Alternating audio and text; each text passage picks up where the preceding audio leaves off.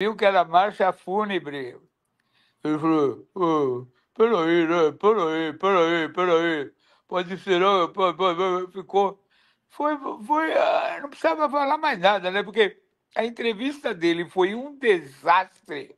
Um desastre, que ele começou lá o profile, né? Não, realmente, a democracia brasileira, a justiça brasileira. Aí, 5 minutos depois, essa justiça brasileira, essa O, o legislação Diogo, brasileira. É, não que ele seja uma figura equilibrada, mas ele estava completamente desequilibrado nessa entrevista. Falou coisa surtado, sem nexo, surtado, surtado. surtado, surtado. Porque o cara tinha que falar 5 minutos, se tiver, se é, né? Porque no primeiro dia ele foi lá no Supremo, né? Todo mundo combinou, Lexotan, um monte de calmante. Ele foi lá o profile, quietinho, ouviu, né? Aquele monte de advogado e tal. O pessoal falou: Nossa Senhora, né? Esse é o novo Bolsonaro. No outro dia, foi lá no Senado, juntou aquele cercadinho, chutou o balde dos advogados e mandou, e fazia assim, mandar jornalista, cala a boca, cala a boca, cala a boca, vai Agora, responder. Diogo, É, vamos trazer um pouco os desdobramentos aqui do julgamento, porque ficou ali evidente que o Luiz Fux ele vai ser uma espécie de contraponto à tendência geral da primeira turma no que diz respeito aí à condenação desse caso do Bolsonaro e dos outros integrantes ali da quadrilha. E ontem o Paulo Gonet arquivou o processo que tinha como objeto a cartão de vacina falsificado, que foi inclusive descrito com detalhes pelo Mauro Cid numa delação que foi publicada recentemente aí na mídia, que o Alexandre de Moraes tirou o sigilo. Faz um balanço para a gente desses novos desafios, digamos assim, da justiça brasileira com relação ao Bolsonaro. olha, vamos começar pelo Fux, né? O Fux, ele tentou fazer aquele joguinho, né? Não, mas a maquiadora, a cabeleireira, lá, imagina, 14 horas, 14 anos, foi só um batonzinho, não sei o quê. Mas como funciona o Brasil? O Brasil. Por exemplo, a Globo, o Globo, é o único jornal que põe o patrão dentro da sala para dar a última palavra. Então, todos aqueles jovens jornalistas, comentaristas, e aí, Merval Pereira, o que você acha? Condena a mulher, não tem que fazer coisa, participou do golpe. Então, o que acontece? O folhão, o mesmo folhão, né? Que é essa coisa da dissidência, será que não é? O Fux e tal. O que acontece? O Brasil, o Bolsonaro, respondendo pela ordem, pela hierarquia. Se o Bolsonaro tivesse acompanhado a orientação dos advogados, dos estrategistas, e ele tivesse ficado quietinho, seguindo a orientação. Tudo bem, podia ir no Senado. O cara falou uma hora. Ele desconcertou. A chance dos advogados dele desistirem da causa é enorme. Quer ver? E aí ele voltou para a urna, para o secadinho, para. Aí o Trump, lá dos Estados Unidos, lógico que não era com a mesma motivação, colocou o sistema eleitoral brasileiro como um dos mais perfeitos do mundo. Aliás, o Bolsonaro não vai reclamar do Trump, não, agora? Bom, aí o que acontece? Lógico que tem uma armadilha nessa fala do Trump. Qual que é? Todo mundo que vai ter que votar lá nos Estados Unidos, se for seguir o método brasileiro, ter que pôr o dedinho lá, não é? Se puser o dedinho e for imigrante, tiver em situação irregular, vai ser expulso do país. É uma armadilha, é uma pegadinha Trump. Outra coisa, campanha pela anistia, né? Que eles estavam super embalados e tal. A campanha da anistia micou. Eles estão tentando fazer aqui, dia 6, né? Domingo que vem e tal, alguma coisa. Não tem clima no país. Por quê?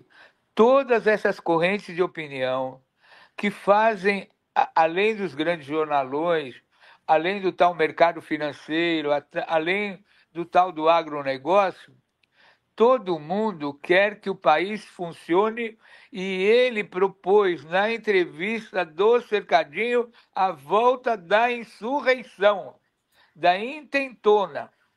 Então, o peixe morre pela boca mesmo. Falou demais.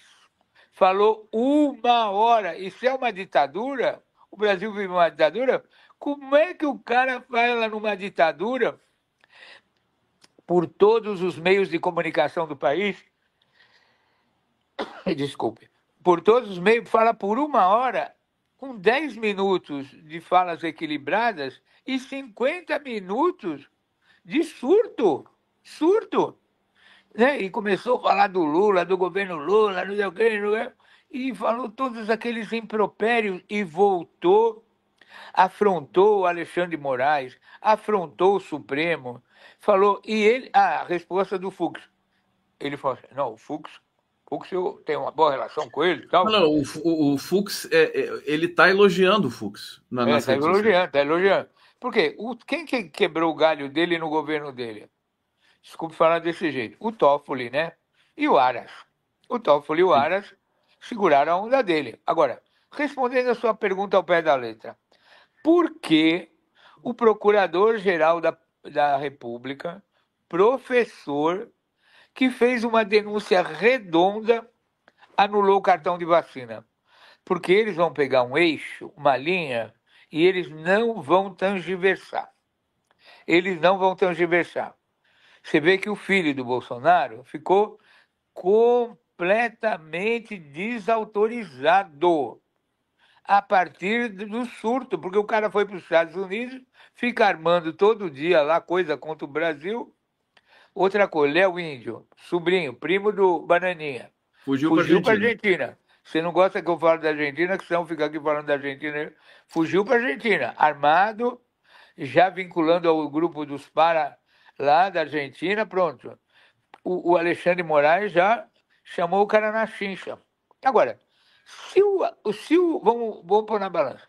Se o Bolsonaro teve 1 hora para surtar em rede nacional, todo, aí todo mundo editou. Flávio Dino, Carmen Lúcia, Alexandre de Moraes pôs vídeo de julgamento, e o vídeo viralizou no mundo inteirinho, né? Porque o cara foi pedagógico, ele falou, bom, outra coisa, você viu o que o Xandão fez, né? Doutor Kassab estava Sim. fazendo uma graça, ele puxou o processo para Brasília de novo. Xandão Peraí, tinha Adriano, mandado... deixa eu fazer uma pausa aqui, porque você está trazendo muita informação. Vamos por Desculpa. partes, para É, a comunidade aqui entender direitinho. Eu quero falar do Kassab mais adiante, mas antes eu quero entender se você, a sua leitura sobre o arquivamento da questão da ficha da vacina pelo Paulo Gonet foi um ato estratégico do Paulo Gonet. É isso que você falou aqui para mim? foi um ato estratégico do Paulo Gonet. Por quê? Deixa eu fazer uma comparação. O Al Capone, que foi um dos maiores bandidos, os maiores traficantes dos Estados Unidos, ele foi condenado por toda a loucura que ele fez? Não. A condenação que levou Al Capone à cadeia e o fim daquele grupo da máfia foi o não pagamento do imposto de renda. Concorda? Concordo. Tudo bem. O que os caras estão querendo é o seguinte: é não pegar o Bolsonaro pelo imposto de renda, por coisas pequenas.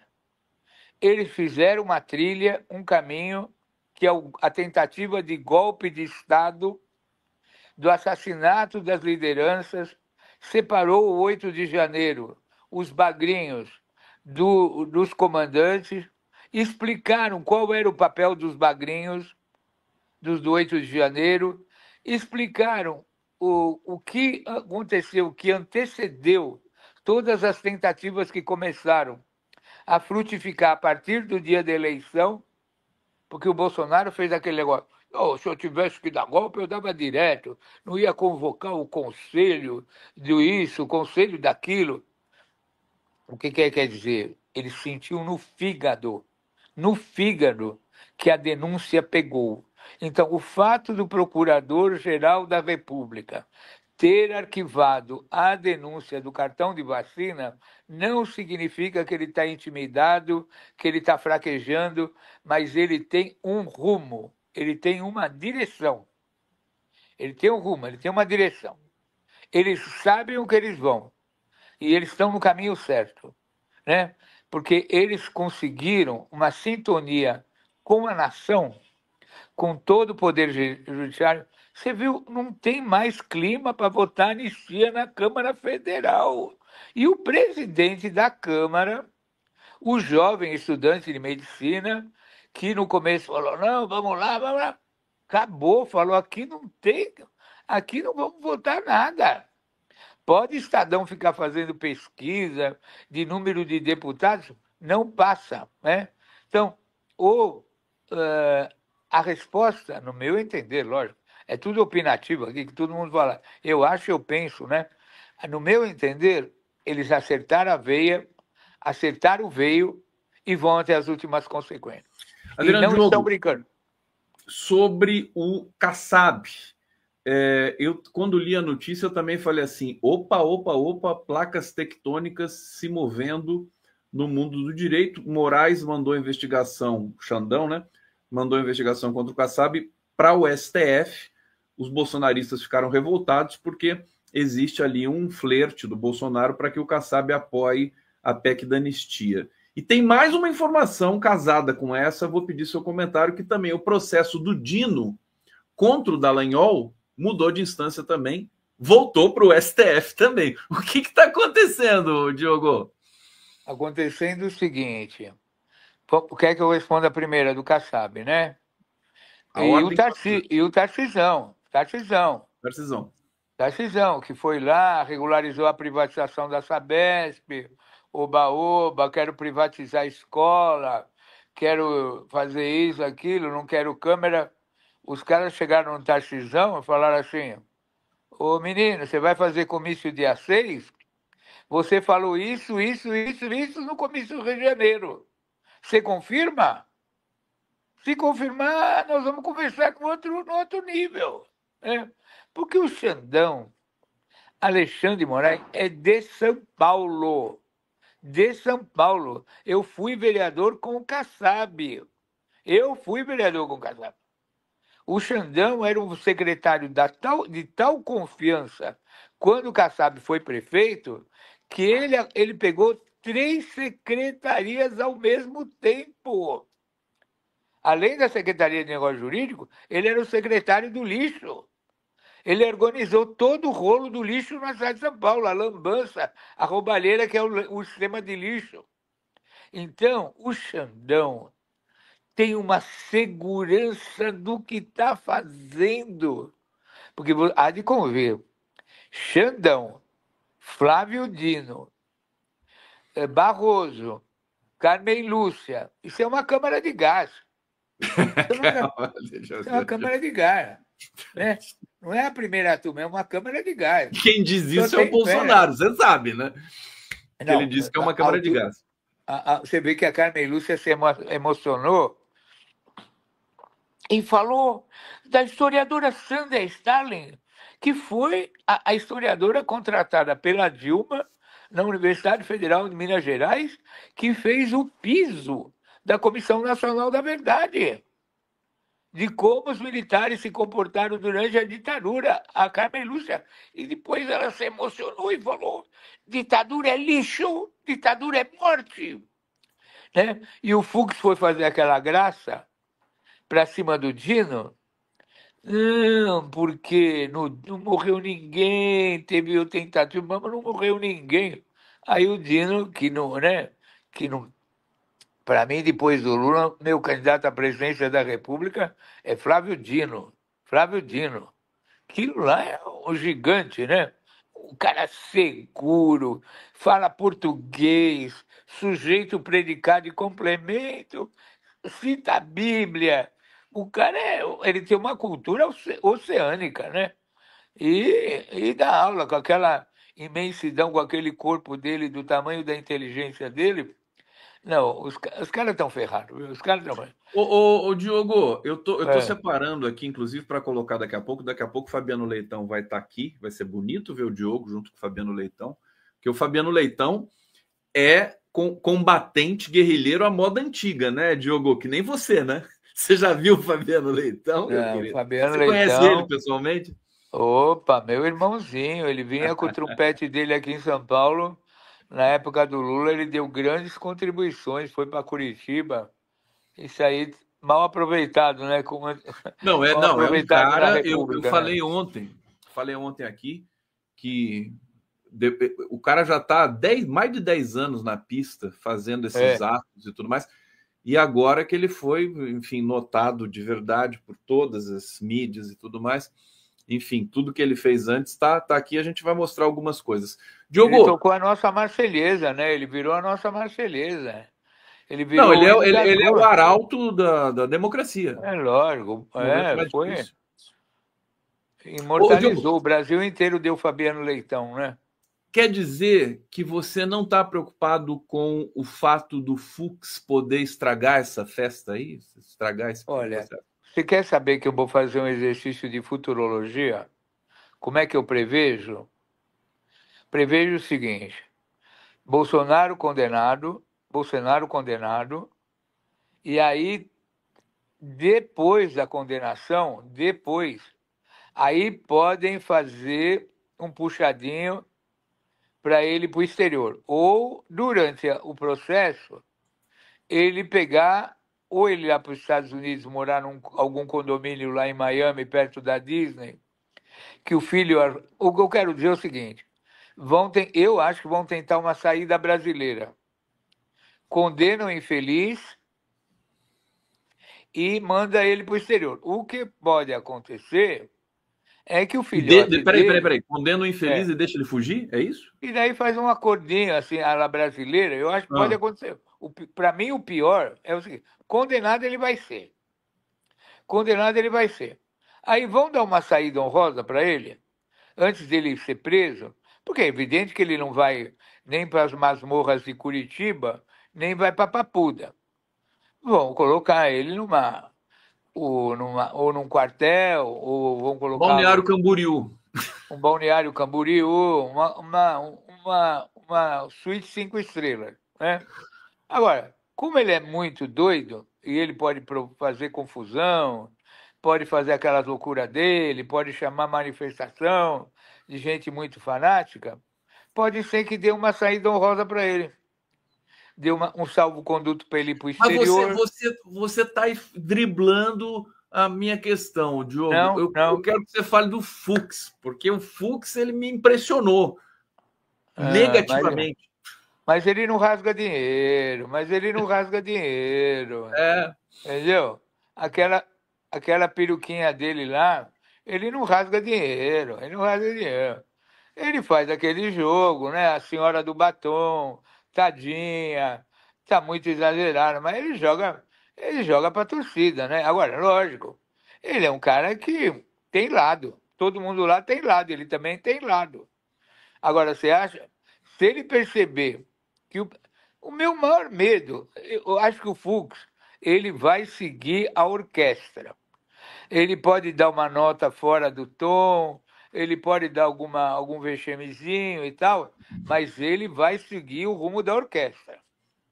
Ele vai seguir o rumo da você tá orquestra. falando em orquestra, eu tô lembrando do trompetista aqui. Imagina o Exatamente. trompetista indo lá no STF dando Ah, me tom pro deixa eu Fux. conviver um pouco com ele na sala, para Vou matar a deixar, vou saudade deixar, do Fabiano. É, vou eu deixar. Ô, acho que o Diogo, Fux. fala. Você quer falar do Fux? Não, eu Pode acho falar. que no fim, esses caras são tudo profissa. Os caras são tudo profissa. Você acha que ele vai ler o Globo, vai ler lá, Merval Pereira, A Voz do Patrão. Ele vai ler os boletins da Focus, vai ler isso, aquilo, vai falar, opa, eu vou. É, você acha que ele vai querer entrar para a história? O cara é esperto. Você acha que ele vai entrar para a história como um mané? Né? Não, né? Não vai, não vai. É. E depois tem Eu maioria. vi, Maioria. sinceramente, Diogo, eu vi nesse movimento do Fux uma oportunidade dele também querer protagonizar o processo, inclusive se colocando como uma espécie de revisor informal do Xandão, porque a figura do revisor foi abolida do STF há 2 anos, mas ele está se colocando como revisor, ele está ali criticando pontos do relatório do Xandão. Ele não pode fazer isso, na minha visão, né? Não, sem dúvida. Conde, você sabe que eu gosto muito de cinema. Tem um filme do Costa Gravas, que é quase um documentário, que é exatamente sobre esse assunto. Os golpistas sendo condenados, são condenados, aí vira a conjuntura, muda o resultado. O resultado desse processo é eminentemente político. Porque, lógico, é tudo. O que é o Tribunal, o Superior Tribunal Federal? É um tribunal constitucional. O que quer dizer o Tribunal Constitucional? É um tribunal que interpreta a Constituição. E a Constituição é uma carta política, né? Então, você pega Zanin e tal, tudo Câmara de Gás. Lá não tem um. O que pode fazer uma graça é até o Demetrio Maioli outro dia falou que erro não colocar no pleno, que erro, mas tomou um pau, porque são 156 processos já julgados nessa primeira turma. A exceção seria tirar da primeira turma para levar para os 11. Mas mesmo levando para os 11, porque quem é que gostava de dar essa nota fora de tom e fazia disso um proselitismo? Marco Aurélio. Marco Aurélio, né? Ele votava contra, falava isso é coisa do Lula, não sei o quê, bereré, eu não faço coisa partidária, ele jogava para a torcida. Não tem clima no Brasil para jogar para a torcida. Aí você vai falar, pô, nós falamos disso a semana passada. Mas a Frente Brasil Popular, a Frente Povo Sem Medo, está fazendo uma convocatória para domingo, que até o Bolsonaro fez uma convocação. Será que isso não é arriscado? Aí que pode morar o perigo. Pode fazer. E aí, dia 6, Tarcisão vai querer fazer a micareta fascista dele aqui na Avenida Paulista. Agora, quem vai ganhar, Conde? Respondendo para não deixar quem errar menos. Só que Bolsonaro está errando muito. Está errando muito. Ô, Diogo, deixa eu ir para o bate-papo aqui. O pessoal está aqui comentando, engajado, maravilha, comunidade. Manda um beijo para a comunidade aí, vai, Diogo, quero ver. Aí, ó. Ó o beijo do Adriano. Ó. O beijo do Adriano assim, ó. Parece o Didi. Olha só. Andréa Cristina. Edinho, cadê as ações sociais, culturais, ruas, saraus, ações, informações, debates, olho a olho, somos bons de rua, sabemos acolher calor humano. Querido Edinho, a gente representou aqui a segunda parte da entrevista. Vou mandar para ele esse seu comentário aqui. Muito obrigado, viu, por estar aqui e estar colaborando e contribuindo com a gente aqui com o debate. Carlos, o Adriano pode falar sobre isso, né? Aliás, a gente fala todo dia sobre isso, sobre a necessidade de o PT, da esquerda, estar de volta nas ruas, nas comunidades, em todos os lugares e tudo mais. Carlos Omante de Oliveira, muito obrigado, ele contribuiu aqui. Fernando Castro, grande Adinho, camarada unespiano, o da Unesp, né? Como você vê a necessidade de renovação dos quadros do partido com a criação de novas lideranças semelhantes à do Lula? O Edinho falou nessa entrevista, Fernando, sobre isso. Eu vou recomendar você assistir. Nós vamos reapresentar essa entrevista na íntegra no final de semana, tá? Fique ligado aí na nossa programação, por favor. O Olavo Lins está dizendo, Conde, por favor, faz um recorte da fala do Edinho. Faço, querido, faço o que você quiser. Vivian ali, Diogo, só cidadão americano vota. Você viu o que está acontecendo nos Estados Unidos? Lá que, inclusive, tem essa história do Trump elogiar o sistema eleitoral brasileiro. Delcisa Citadela, que está todo dia aqui saudando a gente saúda também com muito amor e carinho. Obrigado, Delcisa. Bom dia, queridos. Abraços carinhosos de Florianópolis, cidade maravilhosa, Florianópolis. Humberto Pereira, o arquivamento do caso da vacina se deu porque, embora o certificado tenha sido emitido, o Bolsonaro não utilizou nos Estados Unidos. Ok, é um argumento, né? Mas eu não estou convencido desse argumento ainda não. Beto Silva, Adriano, o evento do Perus foi bom? Antes de responder essa do Perus, Ah, o trompetista está quase aqui. Deixa eu já botar ele aqui. Eu já vou botar aqui o escritório dele. Ah lá, ele está chegando, ó. Olha lá, Adriano Diogo. Tá pedindo para esperar. Vamos esperar o trompetista aqui. O Diogo vai falar. Fala essa do Perus. Quando que foi o do Perus? Não, foi uma cerimônia lá em Perus, no cemitério de Perus, na beira da vala de Perus, onde mais de 1.000 ossadas humanas foram enterradas lá pela ditadura. Então, teve uma cerimônia aqui no dia 24, lá em Perus, lá é São Paulo, lá é São Paulo. É limite, mas é São Paulo ainda.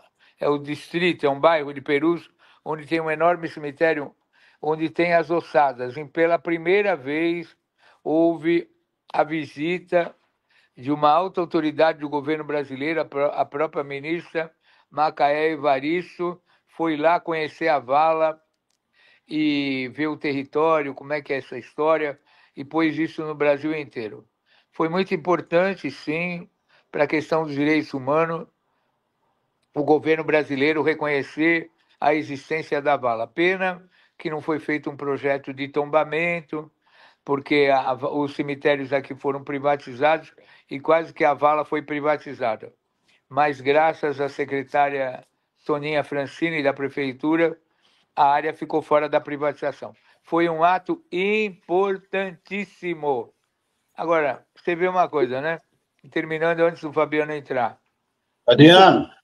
Oi.